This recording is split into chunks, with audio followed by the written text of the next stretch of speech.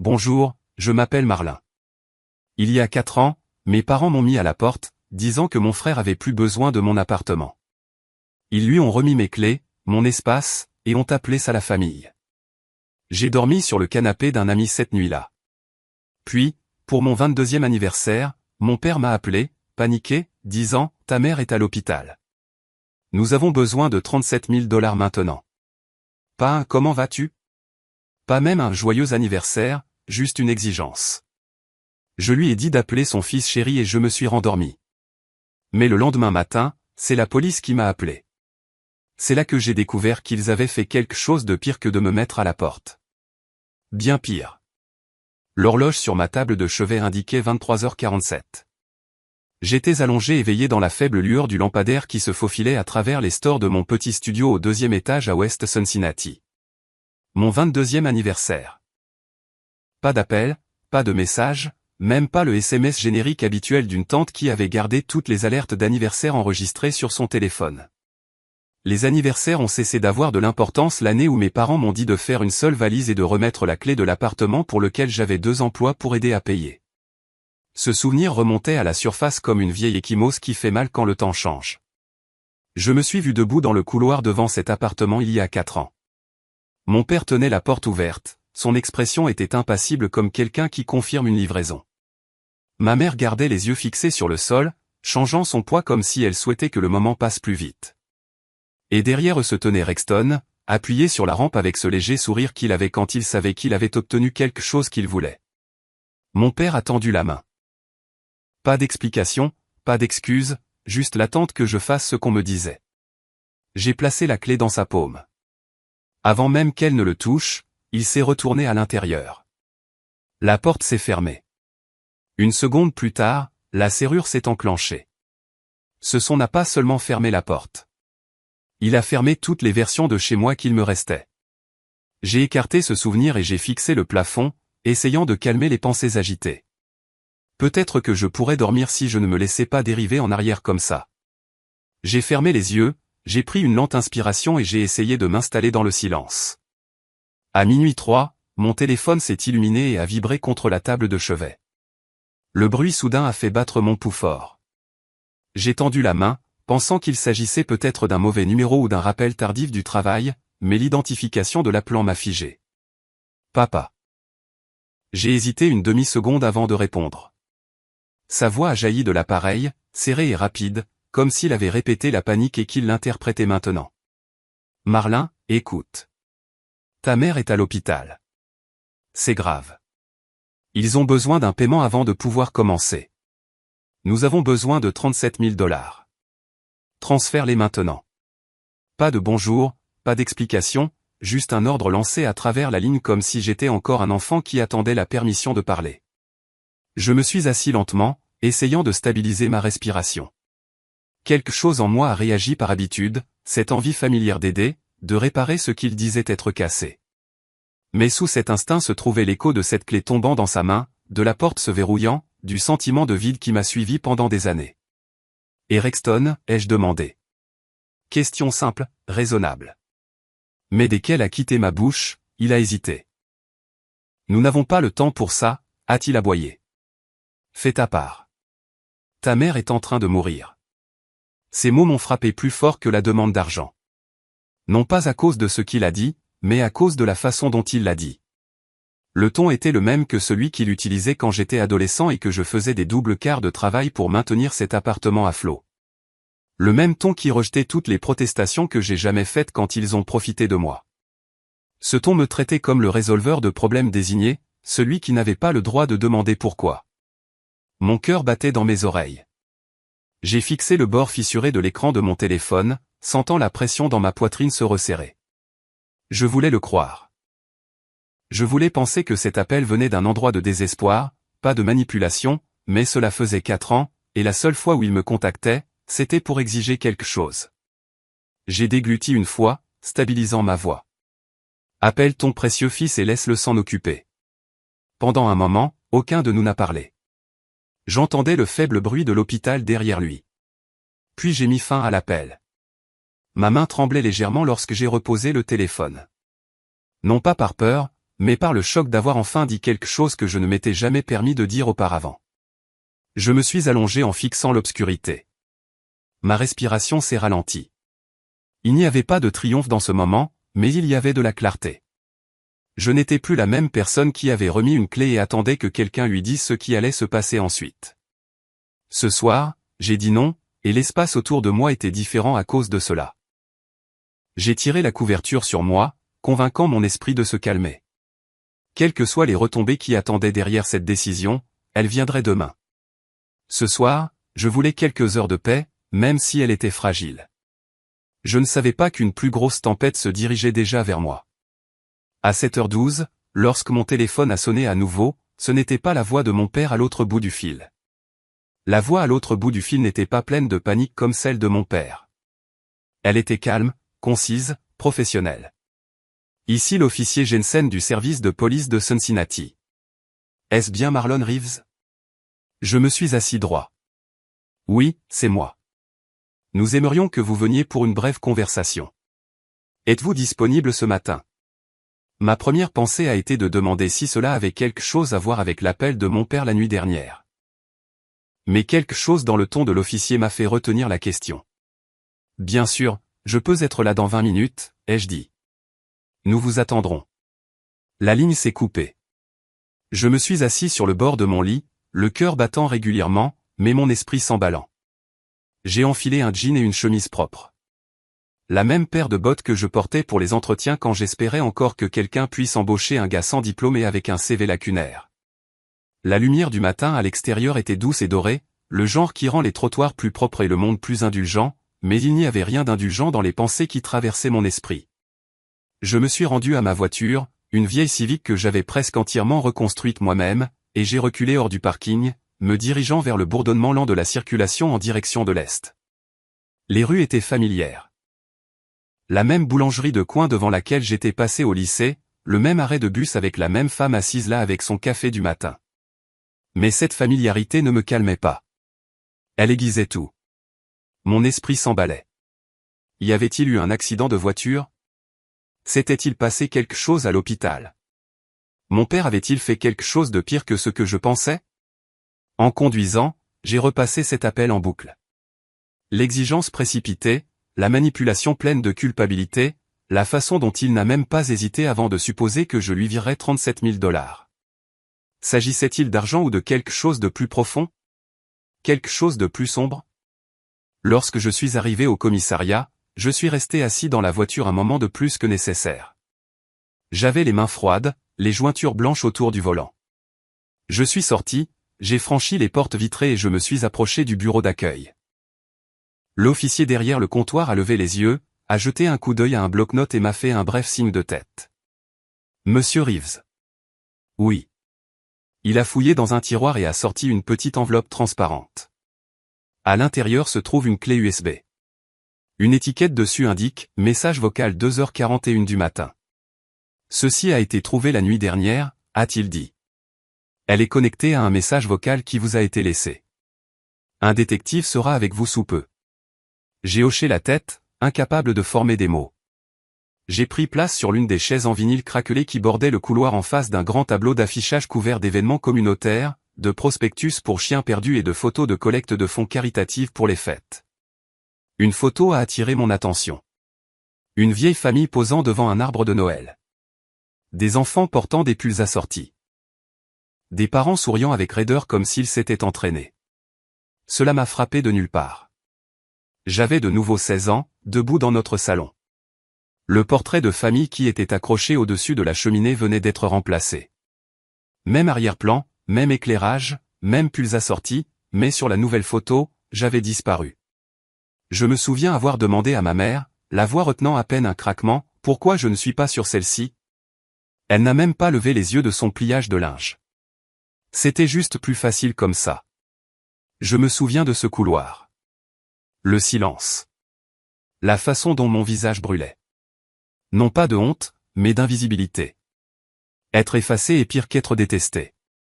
Au moins la haine admet que vous existez. La porte au bout du couloir s'est ouverte et un grand homme en blazer bleu marine est sorti. Monsieur Reeves, je suis le détective Holloway. Entrez. Je l'ai suivi dans une petite pièce avec une seule table en métal et 2 chaises. Pas de miroir, pas de drame, juste le genre de pièce où les faits sont censés vivre.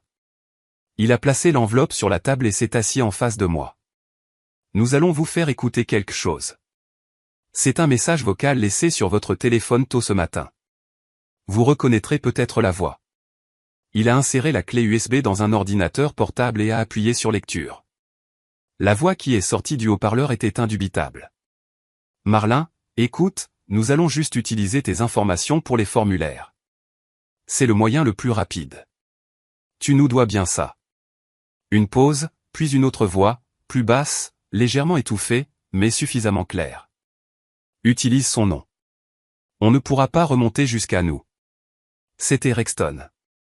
J'ai senti tout mon corps se refroidir. Mes jambes étaient là, mais elles ne me semblaient pas miennes. Mes mains se sont crispées en poing sur mes genoux, les jointures pressant l'os contre la peau. Ils n'ont pas seulement demandé de l'aide. Ils l'ont prise comme ils l'ont toujours fait. Le détective Holloway a mis l'audio en pause. Reconnaissez-vous l'une ou l'autre des voix? J'ai hoché la tête lentement.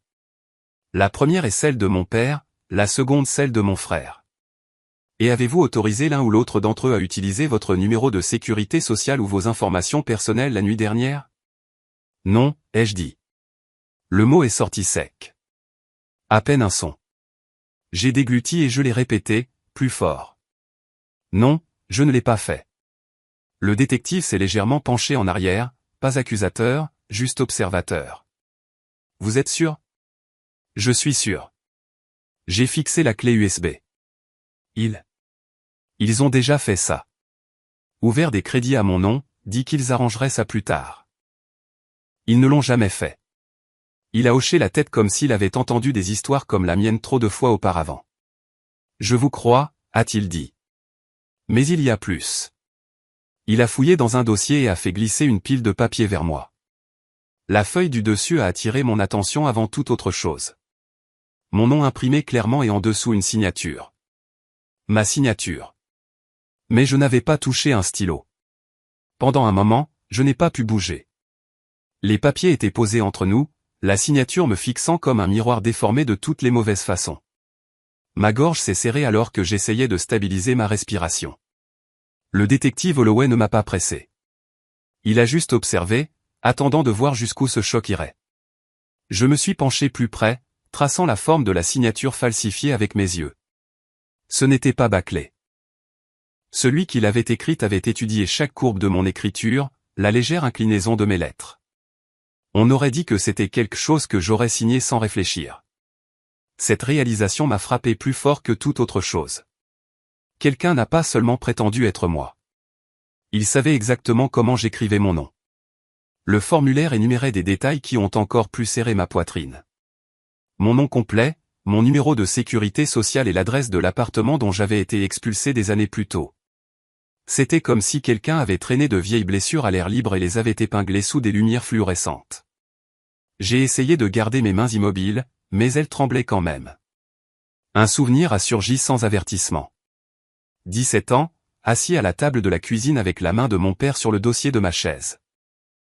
Il me poussait des chèques de loyer, me disant de signer parce que ça rendait mieux si ça venait de toi. Je n'ai jamais compris pourquoi, mais il observait toujours attentivement, corrigeant les moindres variations de mon écriture. À l'époque, je pensais qu'il voulait juste de la cohérence. Maintenant, j'ai compris qu'il m'étudiait. Le détective Holloway s'est légèrement raclé la gorge. Marlon, est-ce que cela vous dit quelque chose? On dirait mon écriture, ai-je dit doucement. Mais je ne l'ai pas signé. Avez-vous des raisons de penser que quelqu'un dans votre famille aurait pu utiliser ces informations? Cette question a fait jaillir un rire que je n'attendais pas. Pas par humour, plutôt par une sorte d'acceptation fatiguée. Des raisons?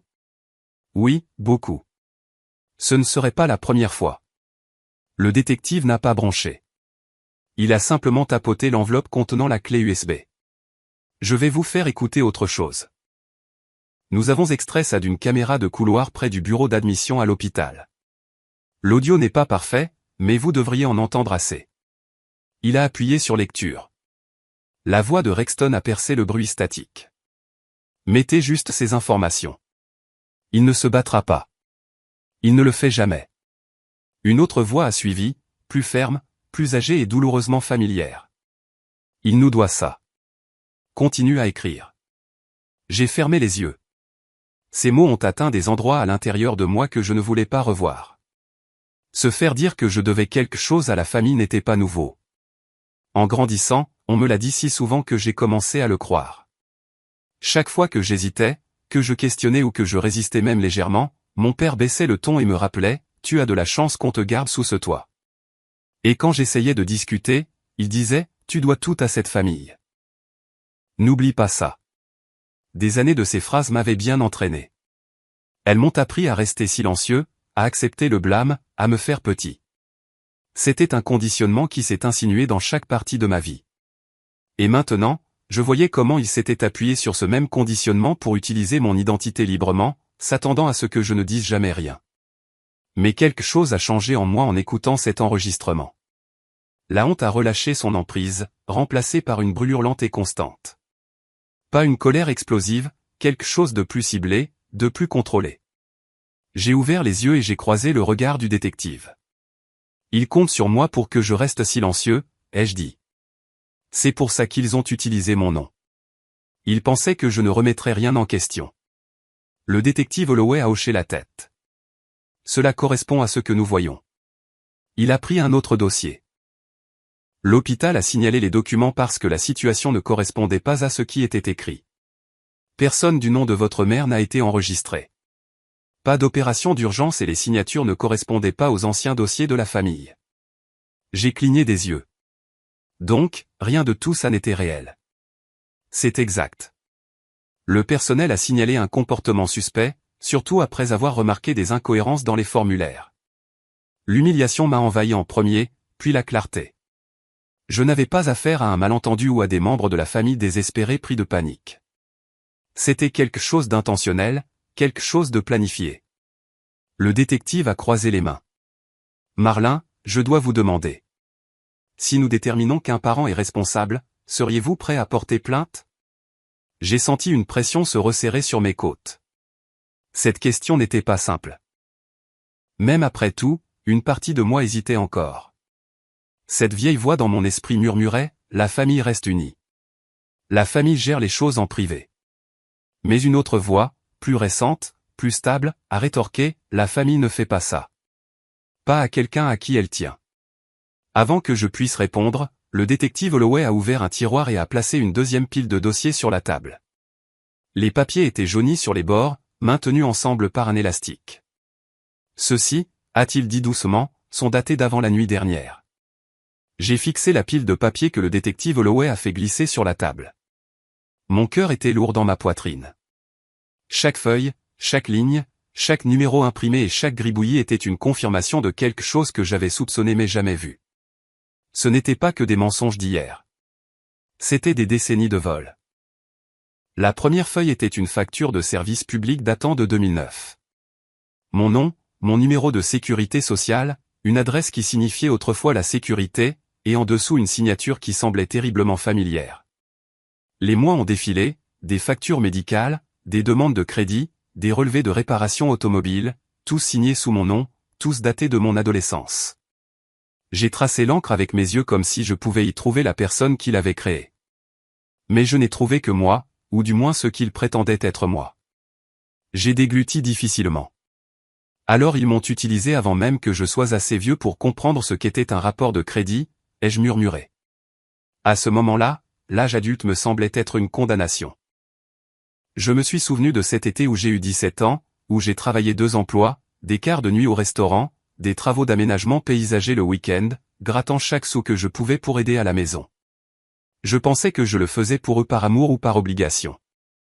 Mais maintenant, j'ai compris que j'étais toujours le plan de secours, la couverture, la responsabilité anonyme qui pouvait être sacrifiée sans culpabilité.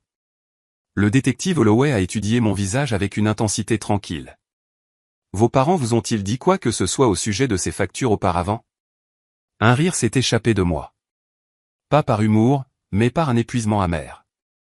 J'ai frotté mon front, les yeux picotants de vieux souvenirs. Parfois, papa appelait ça, m'enseignant la responsabilité.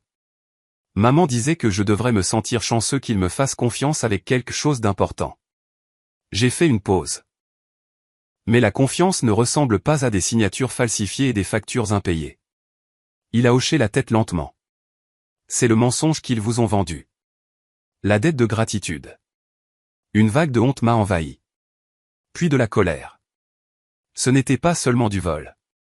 Ce n'était pas seulement de la manipulation. C'était une trahison avec un tablier de soie enroulé autour. Un masque protecteur qui cachait leur schéma prédateur. Mes joues brûlaient. J'ai fermé les yeux et j'ai laissé les souvenirs affluer. Je me suis vu à 15 ans essayer d'étirer un jean pour une année de plus parce que nous n'avions pas d'argent. À 17 ans, allongé et veillé à m'inquiéter de la façon de cacher les lumières clignotantes pour que la facture d'électricité ne se voie pas. J'ai vu des frais impayés se glisser dans des avis de retard à maintes reprises. Des avis adressés à moi, pas à Rexton, pas à mes parents, mais à moi. Chaque lettre une accusation silencieuse. Chaque formulaire une revendication que je devais quelque chose que je n'avais jamais demandé. Maintenant, j'ai compris comment ils l'ont encadré. Lorsque les factures arrivaient, électricité, eau, réparation de voiture, ils transféraient tout à mon nom avec un demi-sourire et une tape dans le dos. Vous faites ce qu'il faut, disait-il. Pendant ce temps, je les regardais continuer à vivre comme si rien n'avait changé. Le détective Holloway s'est penché en avant. Parce que vous étiez mineur lorsque cela a commencé, cela compte comme un vol d'identité contre un mineur. C'est fédéral. Si nous portons plainte, cela pourrait déclencher une longue enquête. Mon estomac s'est tordu. Des accusations fédérales. J'ai imaginé des salles d'audience, des citations à comparaître, des documents publics. J'ai imaginé mon nom, autrefois terni par le silence, enfin exposé dans la vérité. J'ai ressenti de la peur. De la vraie peur. Mais en dessous, il y avait autre chose. De la détermination.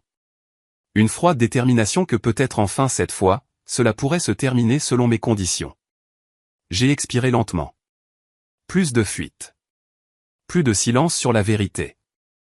S'il voulait utiliser mon identité, il devrait en répondre. Le détective a fait glisser une dernière enveloppe vers l'avant. Ses bords étaient doux à cause de l'âge. Il a dit d'un ton plat et direct. Celle-ci concerne la nuit dernière ou ce que votre famille avait prévu pour la suite. J'ai figé. Ma respiration s'est coupée. Cette phrase semblait plus lourde que n'importe quelle chaîne autour de mon cou auparavant. Je n'avais pas besoin de l'ouvrir pour savoir à quel point la trahison serait profonde. J'ai ouvert le dossier, les mains tremblantes, la gorge sèche et les yeux scrutant trop vite pour comprendre. Puis ça m'a frappé. Ce n'étaient pas des documents ou des formulaires. C'étaient des captures d'écran, des dizaines d'entre elles. En haut de chaque image, j'ai vu des noms familiers. Mon père, Rexton et ma mère. Leurs noms ensemble dans un fil de discussion de groupe horodaté il y a moins de 12 heures. Le premier message était de mon père. Il est le maillon faible. Si cela se retourne contre nous, nous dirons qu'il s'est porté volontaire. Disons qu'il essayait de réparer ce qu'il avait ruiné. J'ai arrêté de lire. La pièce ne ressemblait plus à un poste de police. Elle ressemblait à une chambre où les murs se pressaient lentement, silencieusement et patiemment. Je ne pouvais pas respirer. Le détective, qui était resté silencieux pendant que je lisais, a légèrement changé sa chaise, mais n'a rien dit. Il n'avait pas besoin. L'écran disait tout. Je me suis forcé à continuer. Rexton, il est doux. Si ça explose, nous leur dirons qu'il s'est proposé. Il ne se battra pas mère, il cède toujours. Il veut toujours faire partie de la famille. Utilisez ça. J'ai senti quelque chose s'effondrer à l'intérieur de moi. Quelque chose dont je ne réalisais pas qu'il était encore debout. Il ne m'utilisait pas seulement. Il le planifiait, le coordonnait, échangeant des répliques comme s'ils écrivaient une pièce de théâtre familiale. Une où j'étais choisi comme le fou qui prend la chute et ne dit jamais rien. J'ai cligné des yeux, essayant de retenir la piqûre. C'était inutile. La voix du détective était calme, égale. Nous les avons extraits du téléphone de votre père. Il nous a donné son consentement quand il a pensé que cela prouverait que vous étiez devenu un voyou. Ça s'est retourné contre lui. Je ne pouvais pas rire. Je ne pouvais pas parler. Ma mâchoire s'est serrée en tournant les pages. Puis je l'ai vu. Un message transféré à mon oncle Peter. Puis à la sœur de ma mère à Columbus. Les deux venaient avec le même mensonge copié-collé. Marlin est instable. Il invente des choses. Il a essayé d'accéder au compte de maman. Vous savez comment il est depuis le lycée. Un autre fil a suivi. Il a toujours été un fardeau. Si cela ruine la famille, c'est à cause de lui. Ce mot encore, fardeau. C'était le mot qu'ils avaient gravé sur mon dos il y a des années. Quand j'oubliais mon argent pour le déjeuner, quand j'égratignais la voiture, quand je pleurais après que Rexton ait cassé mes lunettes. Fardeau, comme si j'étais le poids qui ralentissait leur vie. Je ne réalisais pas que je serrais la chaise jusqu'à ce que mes jointures me fassent mal. Ma voix est sortie basse, presque un murmure. Ils n'avaient même pas peur que cela devienne public. Ils supposaient juste que je l'accepterais. Le détective n'a pas offert de réconfort. Il m'a regardé droit dans les yeux et a dit, « Ils vous ont entraîné à ça depuis que vous étiez enfant. » J'ai baissé la tête dans mes mains pendant 1 minute. Je ne voulais pas parler. Je ne voulais pas être dans cette pièce. Je voulais remonter le temps, revenir à 17 ans, revenir à cette version de moi qui croyait encore que la famille signifiait protection, pas stratégie. Je suis resté assis en silence pendant ce qui a dû être 1 minute entière. Le seul bruit était le tic-tac de l'horloge au-dessus de la porte, puis le détective a parlé à nouveau. Sa voix m'a traversé, calme, mais ferme. Votre mère n'a jamais été à l'hôpital. J'ai levé les yeux. Quoi? Elle n'a pas été admise. Pas d'ambulance, pas d'urgence, pas de dossier dans aucun hôpital de la région. Nous avons vérifié tout l'appel de la nuit dernière. C'était fabriqué. J'ai senti mon estomac se tordre comme si quelque chose d'aigre venait de me frapper. Vous me dites qu'il l'a utilisé pour... Il a hoché la tête lentement. Il l'a utilisé pour vous faire envoyer de l'argent. A probablement pensé que cela fonctionnerait mieux que n'importe quelle menace. Vous aviez encore un lien émotionnel avec elle. Cela a rendu les choses pires parce que c'était vrai. De tous, je pensais encore qu'elle se souciait peut-être de moi. Que peut-être profondément sous le silence, sous la trahison polie, elle me voyait. C'est peut-être pour ça que ça m'a piqué plus profondément que la violence de mon père ou la manipulation suffisante de Rexton. Ils l'ont transformée en arme. Ou peut-être s'est-elle offerte. Je ne savais plus ce qui était pire. Je me suis levé lentement, j'ai fait 2 pas en m'éloignant de la table, puis je me suis retourné. Ils ne m'ont jamais considéré comme de la famille, n'est-ce pas? Le détective n'a pas répondu. Il n'avait pas besoin. J'en prenais conscience moi-même. La famille était censée être inconditionnelle. J'ai grandi en entendant ça dans les émissions de télévision, des professeurs, des quelques amis que j'étais autorisé à visiter. Mais pour moi, la famille était un contrat écrit dans la peur, la culpabilité et le silence. Et quand ce contrat a cessé de les servir, ils l'ont réécrit sans moi. Mes épaules se sont redressées sans que je le veuille. Le détective l'a remarqué. Vous comprenez maintenant, n'est-ce pas? J'ai hoché la tête. Ils ont déjà fait ça. Ils le referont. Et ils s'attendront toujours à ce que je reste silencieux. C'est sur quoi ils comptent. Il s'est baissé et a sorti une dernière feuille de papier. Cela pourrait prendre de l'ampleur. La fraude hospitalière pourrait déclencher une enquête multiservice. S'ils ont falsifié votre identité ici, ils l'ont peut-être fait ailleurs. Ma poitrine s'est serrée. Les conséquences n'étaient plus seulement émotionnelles maintenant. Elles étaient légales, réelles, tangibles. Ils vont vous contacter, a-t-il ajouté. Ils vont paniquer. Ils vont essayer de vous culpabiliser ou de vous faire peur ou de faire croire que c'est entièrement de votre faute. Vous devez être prêt. Je n'ai pas eu l'occasion de répondre parce qu'au moment où j'ai ramassé mon sac sur la chaise, mon téléphone a vibré, puis encore. Et encore, au moment où j'ai baissé les yeux, l'écran s'illuminait comme une machine à sous qui a mal tourné. 27 messages manqués, tous provenant de différents fils de discussion, de numéros de famille, d'anciens chats de groupe, même de contacts que j'avais supprimés il y a des années. Et il avait raison, car avant même que je quitte le poste, mon téléphone s'est illuminé avec 27 messages manqués de ma famille. La vibration ne s'est pas arrêtée. Alors même que je sortais dans la matinée grise, l'écran continuait de s'allumer dans ma main comme s'il avait quelque chose d'urgent à dire. 27 messages manqués. Tous de la famille. tous essayant de réécrire l'histoire avant même que j'aie le temps de respirer. J'ai fait glisser mon pouce sur l'écran, ouvrant le fil de discussion de groupe que nous avions créé il y a des années pour la coordination des vacances, quand nous faisions encore semblant d'être une famille. Je ne l'avais pas regardé depuis des mois. Maintenant, il brûlait avec des accusations. Papa, c'est toi qui as causé ça. Tu aurais pu gérer ça comme un homme. Rexton, c'est de ta faute. Tu penses toujours être meilleur que nous, mais c'est toi la raison pour laquelle nous nous effondrons. Maman, si je finis à nouveau à l'hôpital, tu devras vivre avec ça. Et puis celui qui a fait descendre mon cœur de quelques centimètres plus bas. Rexton encore. Prends tes responsabilités et répare ce que tu as gâché. C'était comme regarder chaque cauchemar d'enfance se reconstituer en temps réel. Même voix, même tactique, juste une technologie différente.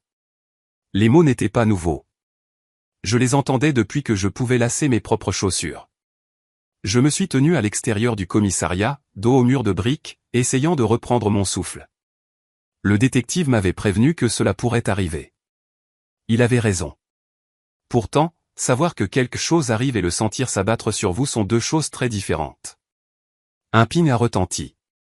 Une notification d'hôpital provenant d'un ancien portail patient dont j'avais oublié que j'y avais encore accès. Mise à jour des informations de contact d'urgence. J'ai appuyé sans réfléchir, à moitié distrait par les textos qui arrivaient encore et puis je l'ai vu. Contact d'urgence principal, Marongy. Moi. Secondaire, aucun n'est indiqué. C'est là que l'air a de nouveau quitté mes poumons. Ils n'avaient pas seulement déposé des formulaires frauduleux en utilisant mon nom. Ils m'ont lié légalement, de façon permanente à l'issue. Si quelque chose avait mal tourné, j'aurais été la première personne que l'hôpital aurait appelée, celui tenu pour responsable, celui blâmé. Ils m'ont utilisé comme filet de sécurité. Encore une fois, ai-je murmuré dans la rue vide. Ils n'ont pas seulement utilisé mon nom. Ils voulaient que les retombées atterrissent sur moi. Ce n'était pas seulement une trahison. C'était de l'ingénierie. J'ai commencé à faire les 100 pas, la mâchoire serrée, les épaules tendues, la culpabilité. Ils savaient que ça marchait encore. Cette pression qu'ils m'avaient inculquée pendant des décennies. Ils comptaient dessus comme sur une mémoire musculaire. Et me revoilà, la sentence à battre comme elle l'avait toujours fait. Un autre appel. Je n'ai pas répondu. Puis un message vocal. La voix de Rexton. Si tu ne réponds pas, nous leur dirons que tu nous as donné tes infos. Tu t'es porté volontaire. Tu nous dois ça. N'oublie pas qui t'a aidé à traverser l'université. N'oublie pas qui a payé ton loyer quand tu n'y arrivais pas. N'oublie pas qui tu es pour nous. Cette dernière phrase, n'oublie pas qui tu es pour nous. Je savais exactement qui j'étais pour eux. Un nom qu'ils pouvaient signer, un compte bancaire qu'ils pouvaient vider, une conscience qu'ils pouvaient manipuler. Avant que je puisse jeter le téléphone, il a vibré à nouveau. Numéro inconnu. J'ai hésité, j'ai décroché. Monsieur Marlin, une voix de femme, professionnelle, nette. Ceci est le cabinet juridique représentant Westview Medical. Nous vous contactons car votre nom est apparu dans une série de documents signalés impliquant une suspicion de fraude. J'ai à peine répondu. Ma bouche est devenue sèche. Je dois vous informer, a-t-elle continué, qu'à moins que vous ne puissiez fournir des preuves vous distançant des signatures et de l'autorisation donnée sous votre nom, vous pourriez être considéré comme un participant à cette affaire. Cela pourrait potentiellement avoir un impact sur votre crédit, votre emploi futur, et entraîner un renvoi au bureau du procureur de l'État. C'était ça. Le moment où c'est devenu réel. Pas seulement des dommages émotionnels, pas seulement une trahison, mais de véritables retombées juridiques. Mes jambes se sont affaiblies et j'ai dû m'appuyer contre un banc à proximité. J'ai dégluti avec difficulté. Finalement parlant, je coopérerai pleinement. Je vais envoyer tous les documents que j'ai, tous les fichiers, tous les messages. Nous aurons besoin de cela dès que possible, a-t-elle dit. J'ai mis fin à l'appel et me suis assis. La version de moi d'il y a un an, peut-être même de la semaine dernière, se serait tue. Je me serais dit de laisser tomber, de maintenir la paix, d'assumer la responsabilité. Mais quelque chose à l'intérieur avait changé. Ce n'était pas de la rage. C'était plus froid que ça, plus stable. Il comptait sur moi pour me taire, pour baisser la tête et disparaître sous la pression, mais j'en avais assez de jouer la loyauté pendant qu'il répétait la trahison. J'ai ouvert la discussion de groupe. Mon pouce a plané pendant une seconde. Puis j'ai tapé « Ne me contactez plus ». Toute tentative supplémentaire sera documentée pour l'enquête. Puis j'ai appuyé sur envoyer. Silence. Le message est resté là, remis, lu. Pas de réponse. Pas encore. Et pendant un moment entier, j'ai senti une force tranquille s'installer. Je n'étais pas guéri. Loin de là, mais j'avais tracé une ligne qu'ils ne pouvaient plus franchir. J'avais pris une décision pour moi-même, pas pour eux. Je me suis levé du banc, j'ai étiré mon dos, et j'ai commencé à marcher vers ma voiture garée à un demi-pâté de maison. L'air était plus vif, le vent plus froid, mais les coupés n'ont pas arrêté leur entreprise. Parce que cette nuit-là, ils ont lancé une attaque que je n'ai jamais vue venir. Ils se sont présentés à la porte de mon appartement comme s'ils avaient encore le droit d'entrer dans ma vie. J'ai entendu frapper avant de les voir. Non, cogner. Pas le genre que les voisins utilisent quand ils oublient un colis. C'était le genre qui annonçait des ennuis sans avoir besoin de mots. Je me suis dirigé lentement vers la porte, sachant déjà qui c'était. Mon cœur ne battait pas la chamade cette fois. Il était stable, immobile, comme le calme juste avant qu'une tempête ne déchire le ciel. J'ai entrouvert la porte, à peine assez pour voir dehors. La main de mon père s'est immédiatement appuyée contre elle, poussant plus fort qu'il n'était nécessaire. « Ouvre !» Il a aboyé. « Tu nous dois bien ça. » Derrière lui, ma mère se tenait droite.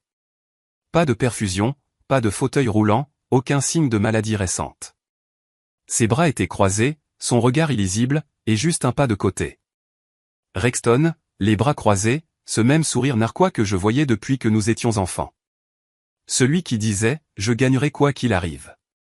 Voir ma mère debout, parfaitement bien, a fait que tout, depuis l'appel de l'hôpital, s'est mis en place de façon nette et indéniable. Le mensonge n'était pas seulement un mensonge. C'était une machination coordonnée. J'ai senti ma mâchoire se serrer, mais je n'ai pas reculé. « Tu es en train de ruiner cette famille », a de nouveau aboyé mon père. « Tu nous traînes dans la boue pourquoi » a ajouté ma mère. « Pour ton orgueil. » Rexton s'est avancé, la voix basse mais chargée. « Tu aurais pu mettre fin à ça en envoyant simplement l'argent comme tu étais censé le faire. » Censé le faire.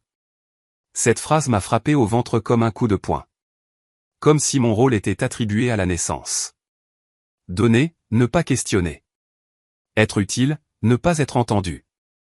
Porteur le poids, puis dire merci pour le privilège. J'ai essayé de fermer la porte lentement mais fermement.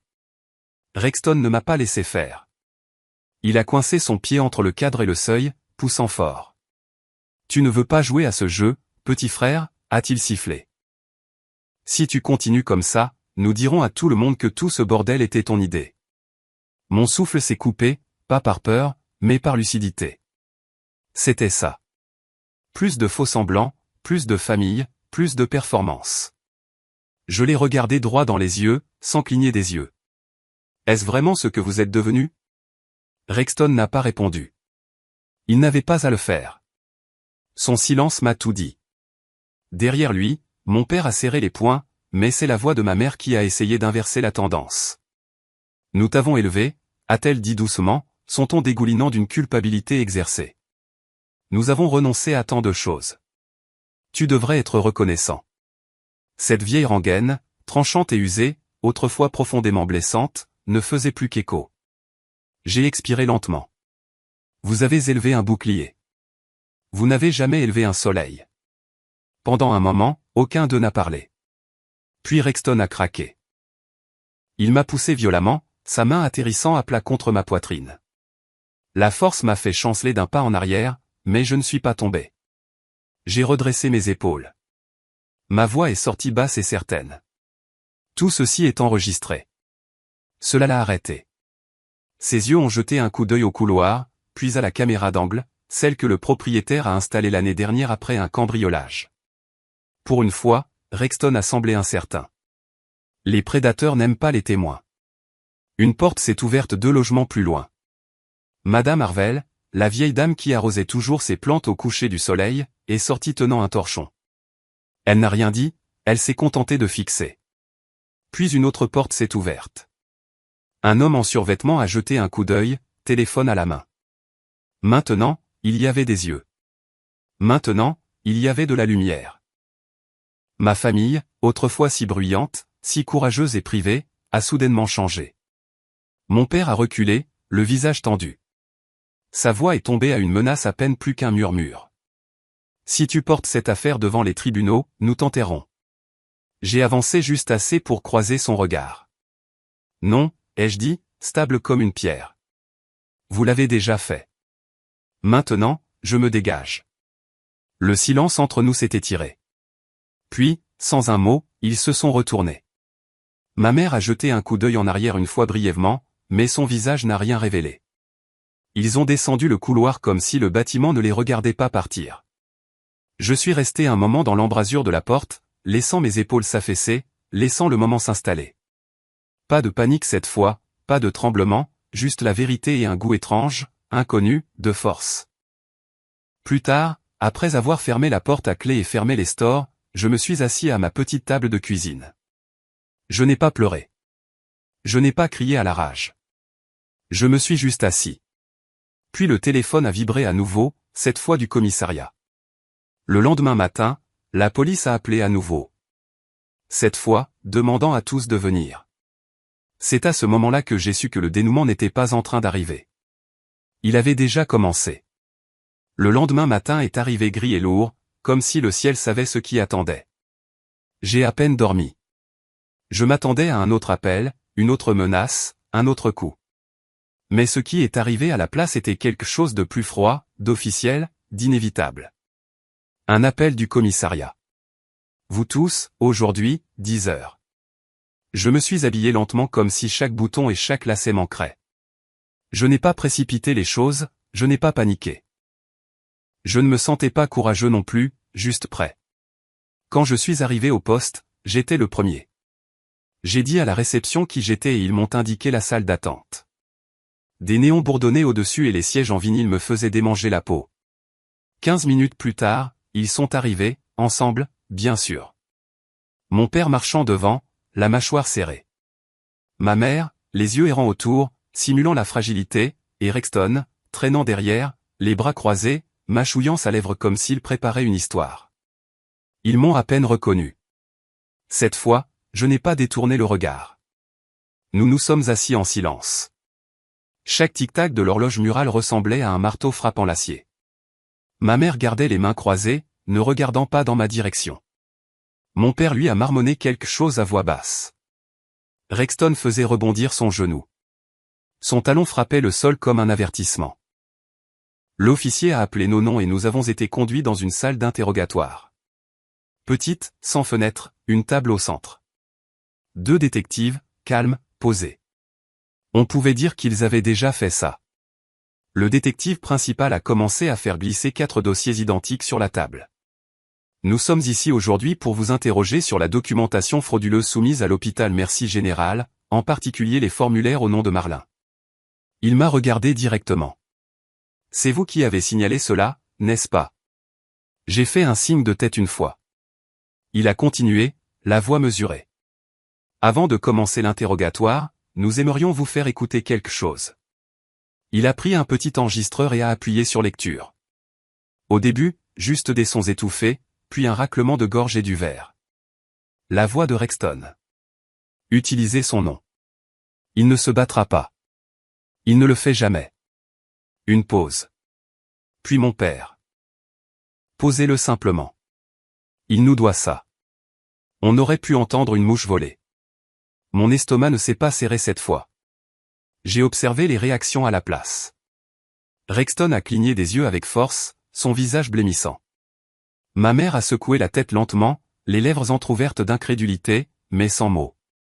Mon père a serré les bras de la chaise si fort que ses jointures sont devenues blanches. Ce n'est pas ce que ça semble être, a murmuré ma mère. Mais personne dans la pièce ne l'a cru. C'est là que je l'ai senti. Ma propre colonne vertébrale se redressant, ma respiration stable, ma voix toujours à l'intérieur de moi, pas enterrée. C'est ce qui arrive, ai-je pensé, quand la vérité a enfin une pièce assez grande pour respirer. Les détectives n'ont pas fait de pause. Ils ont présenté les documents que j'avais passé des semaines à essayer de comprendre. De vieilles factures de services publics, des demandes de prêts, des documents médicaux, tous à mon nom, tous falsifiés. Ils ont exposé le schéma. Utilisation abusive d'identité à partir de mes 17 ans. Mon nom discrètement lié à compte après compte comme des traînées d'encre laissées par des chaînes invisibles. Un détective s'est penché en avant, le ton ferme. Qui a signé ces documents? Silence. Il l'a répété plus fort. Finalement, Rexton a craqué. Nous avons fait ce que nous avions à faire. Il n'a jamais aidé. Il a juste pris. Il était un fardeau. J'ai tressailli, mais pas de douleur, de reconnaissance. C'était la première fois qu'il le disait aussi clairement. Les yeux du détective n'ont pas bougé. Avez-vous oui ou non utilisé son numéro de sécurité sociale sans son consentement? Mon père a expiré comme si l'air avait été chassé de lui. Nous ne pensions pas que cela le dérangerait. 6 mots. C'est tout ce qu'il a fallu. 6 mots pour tirer le rideau sur des décennies de gaslighting. Ma mère s'est détournée, le visage enfoui dans ses mains. Rexton a baissé les yeux sur la table, la mâchoire travaillant d'un côté à l'autre comme s'il voulait la mordre. Mon père s'est assis en arrière, les yeux creux. Plus personne ne s'est disputé. Personne ne s'est défendu. Et pour la première fois, je ne les défendais pas non plus. Le détective a commencé à enregistrer des déclarations officielles. Tout ce qui était dit était documenté. La pièce donnait l'impression de se refermer et de s'ouvrir en grand à la fois. Quand ils se sont tournés vers moi, je ne me suis pas réjoui. Je n'ai pas élevé la voix. J'ai juste dit la vérité clairement. Vous m'avez appris toute ma vie que le silence était la sécurité, ai-je dit. Aujourd'hui, le silence m'aurait détruit. J'ai laissé les mots s'installer dans la pièce. Je ne les ai pas précipités. Personne n'a répondu. Personne ne le pouvait. Le détective s'est éclairci la gorge, puis s'est tourné à nouveau vers moi. Vous êtes libre de partir, monsieur Langston. Non. Je me suis levé lentement. Pas de menottes sur moi. Pas de culpabilité dans mes poumons. Seulement de l'air. Réel, plein, non étouffé. Je suis sorti de cette pièce sans me retourner. Le couloir à l'extérieur était plus lumineux qu'il n'aurait dû l'être. Mes pas résonnaient, mais ils ne me hantaient pas. J'ai poussé les portes du poste, je suis sorti au soleil, et c'est là que je l'ai senti. Un petit poids dans la poche de ma veste. En sortant du poste, quelque chose dans ma poche m'a rappelé tout ce que je venais de récupérer. C'était lisse et froid contre mes doigts. L'ancienne clé de l'appartement, rayée sur les bords, légèrement pliée par des années d'utilisation. Je n'avais même pas réalisé que je la portais encore. Elle avait été glissée au fond de la doublure de mon manteau, enfouie comme un artefact d'une autre vie. Le dernier morceau d'œuf auquel je tenais encore sans même le savoir. Je suis resté sur le trottoir pendant un long moment, la retournant dans ma paume. Cette clé avait autrefois ouvert la porte du premier endroit que j'ai jamais appelé le mien. Jusqu'à ce qu'ils me prennent ça aussi. À l'époque où Rexton en avait plus besoin et où je pouvais me débrouiller ailleurs, j'ai abandonné sans protester. Je me suis dit que ce n'était qu'un appartement, juste de l'espace. Mais maintenant, en la tenant à nouveau, j'ai vu ce qu'elle était. Le moment où ils ont décidé que je ne méritais pas l'indépendance si ce n'était pas pratique pour eux. Maintenant, cela signifiait autre chose. Pas un symbole de ce qu'ils ont volé, mais de ce à quoi j'avais survécu. Le vent s'est levé alors que je commençais à marcher. Je n'avais pas de destination, mais les rues de Cincinnati étaient assez familières pour laisser mes pieds errer sans avoir besoin de la permission de mon esprit. J'ai dépassé le petit café que j'évitais parce qu'il me rappelait les nuits où j'y attendais, espérant qu'ils se présenteraient quand ils avaient dit qu'ils le feraient. J'ai jeté un coup d'œil au banc du parc où je m'étais assis une fois après avoir été enfermé à l'extérieur de l'appartement pour avoir oublié d'envoyer un texto à Rexton à l'avance. Cette fois, je n'ai pas ressenti le poids de ces souvenirs. Juste de la distance, juste de la clarté. Ils ont passé des années à me façonner en quelque chose qu'ils pouvaient utiliser, un fournisseur, un tampon, une excuse pratique. Mais ce qu'ils n'ont jamais imaginé, c'est que je deviendrais quelqu'un qui pourrait s'éloigner et le penser. Finalement, je me suis retrouvé à un pâté de maison de ce vieil appartement. Même extérieur en briques ternes, même au vent vert écaillé. J'ai hésité devant le bâtiment, ne sachant pas si j'étais là pour affronter quelque chose ou simplement pour dire au revoir. Le gérant de l'immeuble est sorti de l'entrée latérale, plissant les yeux au soleil. Quand il m'a vu, son visage s'est adouci. « Eh bien, regardez qui voilà », a-t-il dit avec un petit sourire. « Vous êtes toujours en vie ?»« À peine », ai-je ri.